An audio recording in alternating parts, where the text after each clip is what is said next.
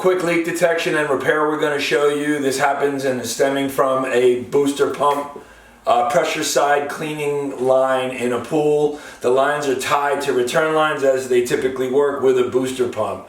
We're going to show you how we listened, couldn't hear the leak, yet we did our static testing, put it under pressure with air and water, listened, got right over it, dug it up, did the repair. Take a look and see how we get it done.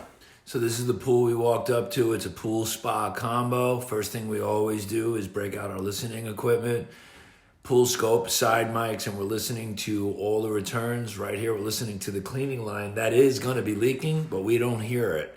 That leak is going to be pretty far back from the pool. So again, we're going to walk through it. We're going to listen to all our light niches, all our conduits. We're going to listen to the skimmer. Again, we're listening to the back port, front port, and the skimmer seams.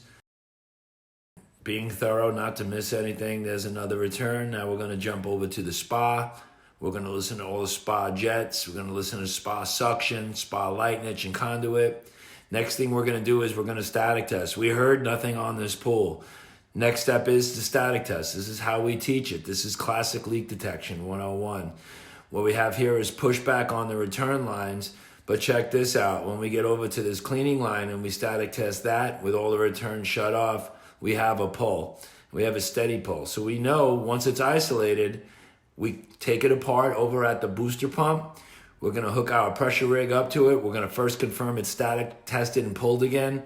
And next thing we're going to do is going to put it under pressure with air and water. In doing so, we're going to listen to it in its path.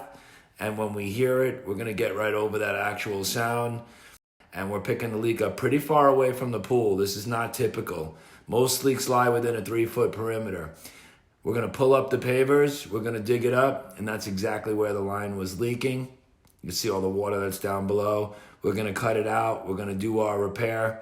We're going to sew it back up together, put it all back together, and we got this job done.